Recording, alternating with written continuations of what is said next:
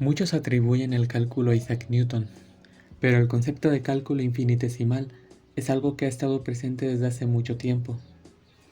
En la antigua Grecia, Demócrito logró calcular el volumen de unas pirámides utilizando este método. Y después de muchos años, los conceptos que tenemos hoy en día de derivación e integración se encuentran muy presentes en nuestro día a día, aunque no muchos somos conscientes de ello. Bajo su fundamento, el cálculo se trabaja a través de gráficas, encontrando dimensiones de las mismas a través de aproximaciones cada vez más acertadas utilizando intervalos de error cada vez más pequeños. Y esto tiene muchas aplicaciones.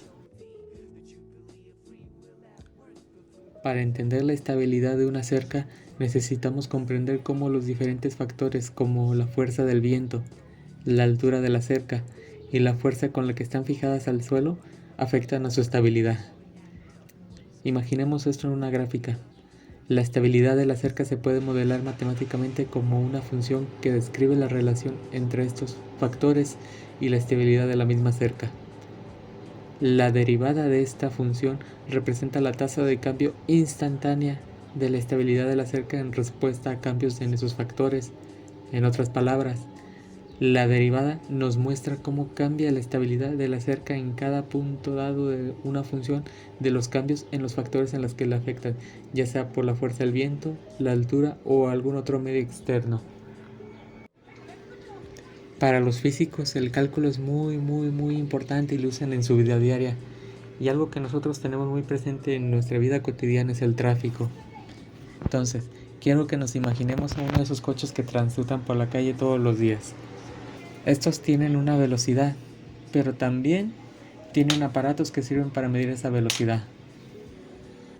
De hecho, un automóvil utiliza las derivadas para calcular su velocidad y aceleración. Y muchos de nosotros los conductores podemos usar esta información para ajustar nuestra propia velocidad y mantenerse seguros en la carretera. ¿Y esto cómo? Bueno, entonces debemos imaginar una nueva gráfica. También podemos usar este tipo de gráficas e imaginar que representan la velocidad y el tiempo, en este caso el movimiento de un automóvil. Para poder medir su velocidad en un punto con un espidómetro o el mismo medidor que el auto tiene, necesitamos tomar una fracción de cambio de tiempo muy pequeña para aproximarnos a su velocidad en ese instante. Y eso se obtiene a través de la derivada. Entonces, para medir su velocidad en un instante necesitamos generar esa tangente que representa la delta del tiempo más mínima aproximada a cero, en la cual podemos dar un rango de velocidad, el cual se puede aproximar a su rapidez instantánea. En las escuelas se enseña mucho sobre teoremas matemáticos y propiedades del cálculo que se tienen que aprender como si se tratasen de fórmulas para memorizar, pero también es muy importante entender de dónde vienen y asimilarlas por lo que son. Por ejemplo, para nosotros ha sido muy útil utilizar la derivada para en una gráfica determinar máximos y mínimos, como en este caso. A partir de aquí lo que podemos hacer es utilizar la derivada de esta función de acá, que nos da 6. Y desde aquí podemos sacar los puntos críticos de esta misma función.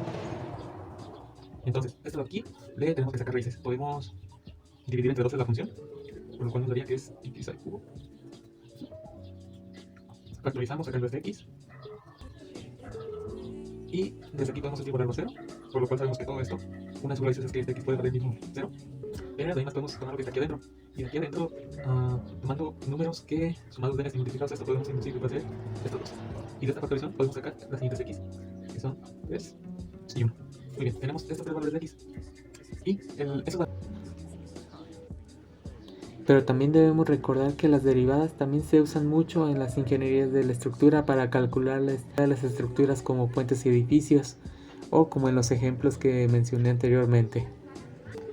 Podemos resumir que las derivadas son una herramienta muy importante no tan solo en nuestros problemas matemáticos de cálculo, sino para comprender los sistemas en cambio y la estabilidad. Si tienes la oportunidad de aprender cálculo, no la desaproveches, aunque sea por un hobby, ya que vas a entender muchas cosas a partir de ahí.